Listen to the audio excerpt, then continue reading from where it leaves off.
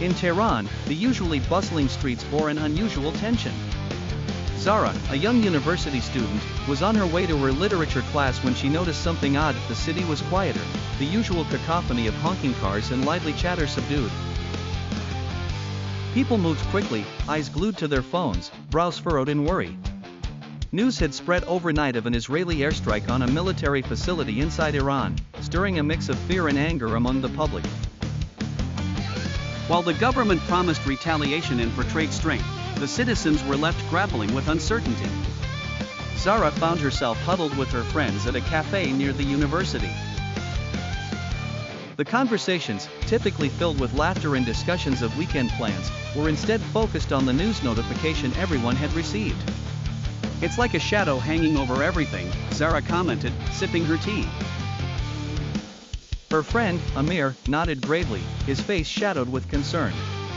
"The vibe is not normal," he agreed. "My father even told me to stock up on supplies, just in case things get worse." Iran's state media offered few details beyond the government's official statements, but social media was buzzing with speculation, videos of protests, and heartfelt posts from those fearing for loved ones serving in the military. As the day continued, Zara's class went on as usual, but it was hard to focus. The teacher, aware of the unsettling air, encouraged a discussion about the current events, allowing students to voice their fears, thoughts, and hopes for peace.